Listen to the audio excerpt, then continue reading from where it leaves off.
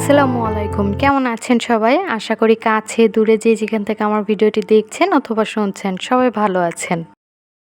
আলহামদুলিল্লাহ, আল্লাহ তাআলার অশেষ রহমতে আমরাও সবাই ভালো আছি। সবাইকে স্বাগত জানাচ্ছি জান্নাতের সুখের নীড়ে আমার নতুন আরও একটি লাইফস্টাইল ব্লগ ভিডিও দেখার জন্য আমি জান্নাত। আশা করছি অন্যান্য ভিডিওগুলো আপনাদের কাছে যেমন ভালো লেগে থাকে আজকের ভিডিওটিও একটু হলেও ভালো লাগবে। বাজার থেকে মাছ এনে দুপুরে রান্না করেছি, সেই সাথে রান্নাঘর একটু একটু করে গুছিয়ে নিয়েছি, সেগুলোরই ছোট ছোট অংশ আপনাদের কাছে ভিডিও আকারে শেয়ার করেছি। ভিডিওর শুরুতে সবাইকে ছোট্ট একটা অনুরোধ করছি, আমার ভিডিওটি ভালো লেগে থাকলে প্লিজ একটা লাইক দিয়ে তারপরে ভিডিওটা কন্টিনিউ করবেন। আপনার ছোট একটা লাইক আমার জন্য খুবই গুরুত্বপূর্ণ। আপনারই মতো আরও অনেকের কাছে আমার ভিডিওটি পৌঁছে দিতে সাহায্য করবে। আর প্লিজ কেউ ভিডিওটা টেনে দেখবেন না অথবা স্কিপ করবেন না, আশা রাখছি সম্পূর্ণটা জুড়ে থাকবেন।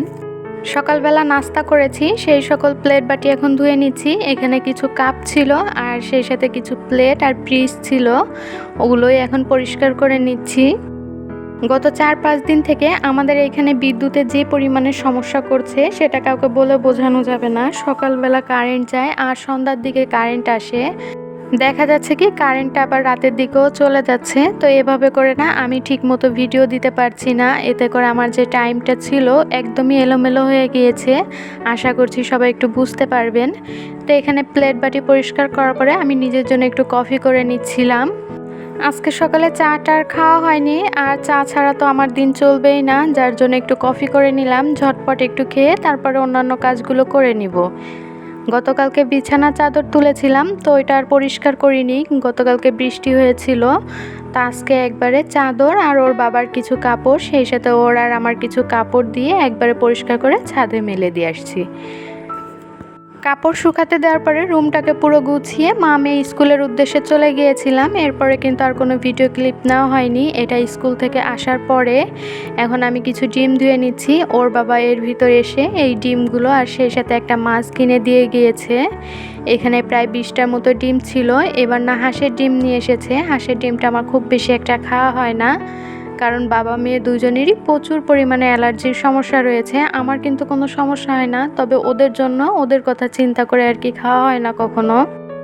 এখানে আমি ডিমগুলোকে সুন্দর করে পরিষ্কার করে নিচ্ছি, কারণ ফ্রিজে ডিমগুলো রেখে দিব।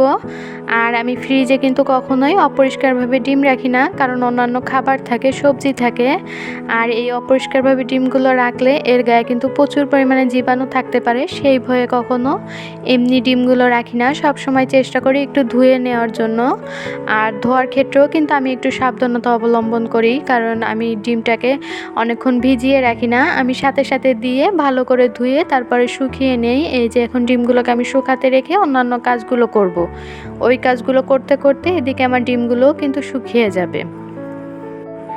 তো এই তো এখানে একটা মৃগেল মাছ নিয়ে এসেছে, আমি যদি ভুল না হই তাহলে এটা মৃগেল মাছই। আমি আসলে মাছের নাম খুব ভালো করে জানি না, তবে যতটুকু বুঝতে পারলাম এই মাছটার দাম নিয়েছিল 225 টাকা। দাম হিসাবে মাছটা বেশ বড় ছিল আর অনেকগুলো পিস করতে পেরেছি আমি। তো অফ ক্যামেরাতে মাছটা কেটে ধুয়ে সুন্দর করে পরিষ্কার করে নিয়েছি, এখন বক্সে করে রেখে দিচ্ছি, এভাবেই ফ্রিজে রেখে দিব। আর যেগুলো আজকে দুপুরে রান্না করব ওগুলো কিন্তু আমি আলাদাভাবে পরিষ্কার করে রেখে দিয়েছি। এভাবে বক্সে করে মাছ রাখার কিন্তু বেশ কিছু সুবিধা রয়েছে, তার ভিতর সব থেকে বড় সুবিধা হচ্ছে ফ্রিজটা একদমই নোংরা হয় না। এখন সিঙ্কটাকে খুব সুন্দর করে পরিষ্কার করে নিচ্ছি। আমি কিন্তু এখানে 1 জগ গরম পানিও ব্যবহার করেছিলাম, কারণ মাছ ধোয়ার পরে না আমার কাছে মনে হয় মাছের আঁশগন্ধটা যেন যেতেই চায় না সহজে। এই জন্য আমি মাছ ধোয়ার পরে সবসময় একটু গরম পানি দেই, তারপরে খুব ভালো করে ভিম লিকুইড, হুইল সব কিছু একসাথে বেশি করে দিয়ে তারপরে পরিষ্কার করে নেই। আমি যেহেতু সিঙ্কের মধ্যেই মাঝে মধ্যে প্লেট বাটিগুলো পানি ঝরতে রেখে দেই, যার জন্য কিন্তু আমি খুব সুন্দর করে সবসময় চেষ্টা করি সিঙ্কটাকে একদম নিট অ্যান্ড ক্লিন রাখার জন্য, কারণ প্লেট বাটিগুলো ধোয়ার পরে তো আর নোংরা জায়গায় রাখা যায় না। দুপুরের রান্নার জন্য আমি এখানে কিন্তু সব কিছু কেটে সুন্দর করে গুছিয়ে নিয়েছি। ফুলকপি দিয়ে চিংড়ি মাছ দিয়ে রান্না করব আর মাছ ভুনা করব। শীত আমার দুয়ারে আসি আসি করছে, তবুও আসছে না কেন যেন। সকালের দিকে একটু ঠান্ডা পড়ে, তো দুপুরের দিকে চড়া রোদ হয়, আবার দেখা যাচ্ছে কি ভোর রাতের দিকে একটু ঠান্ডা পড়ে। তো পুরোপুরি ঠান্ডা না পড়লেও শীতকালীন যে সবজিগুলো সেগুলো কিন্তু বাজারে পুরোপুরি বের হয়ে গিয়েছে। তো ফুলকপি নিয়ে এসেছিল, কিন্তু এই সময় যে ফুলকপিটা বের হয় এটা কিন্তু আমার কাছে খেতে একদমই ভালো লাগে না, আর কেমন যেন একটা গন্ধ লাগে, সিদ্ধ হতে চায় না আমার কাছে। পুরো ঠান্ডার সময় যখন ফুলকপিটা বের হয় ওই ফুলকপিটা খেতেই কিন্তু খুব বেশি ভালো লাগে, যার জন্য ফুলকপি রান্নাটা নিয়ে আমি খুব বেশি রিস্ক নেইনি। চিংড়ি মাছ দিয়ে রান্না করেছিলাম, তবে রান্না করার পরে খেয়ে দেখলাম না, মজার হয়েছিল, আর সিদ্ধটাও খুব তাড়াতাড়ি হয়ে গেছিলো। আর এখানে আমার মাছ ভুনাটা কিন্তু হয়ে গিয়েছে। আমি এখানে একটু টমেটো দিয়ে বেশি করে ঝাল দিয়ে মাছটা ভুনা করেছি, আর এই পাশে ভাত বসিয়ে দিয়েছিলাম, সেই ভাতেও বলক চলে এসেছে। এই যে ফুলকপির তরকারিটা আমি এখন কিছু টমেটো আর একটু জিরার গুঁড়া দিয়ে আর একটু ঝোলটা টানিয়ে নামিয়ে নিয়েছিলাম। আর এইদিকে কিন্তু আমার ডিমগুলোও শুকিয়ে গিয়েছে, এখন ডিমগুলোকে সুন্দর করে গুছিয়ে আমি ফ্রিজে রেখে দিব। আমি জানি না এখনও পর্যন্ত আপনারা আমার ভিডিওটা দেখছেন কিনা, যদি দেখে থাকেন আর যদি ভুলে যেয়ে থাকেন তাহলে প্লিজ একটা লাইক দিয়ে তারপরে ভিডিওটা কন্টিনিউ করেন। আপনি যদি আমার চ্যানেলে নতুন হয়ে থাকেন, লাইফস্টাইল ব্লগ ভিডিও যদি আপনার কাছে ভালো লেগে থাকে তাহলে চ্যানেলটি সাবস্ক্রাইব করে আমার পাশেই থেকে যেতে পারেন। বেল অপশনটি অন করে রাখতে ভুলবেন না, এতে করে আমি ভিডিও ছাড়া মাত্র আপনি নোটিফিকেশন পেয়ে যাবেন আর সময় সুযোগ করে দেখে নিতে পারবেন।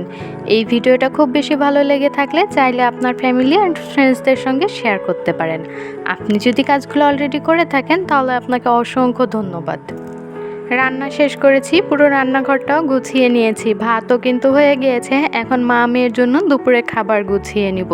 ওর বাবা দুপুরবেলা বাসাতে খায় না, আজকে মা মেয়ে সুন্দর করে একটু গুছিয়ে তারপরে খেতে বসেছি, আর সেই সাথে আপনাদের কাছেও একটু শেয়ার করেছি।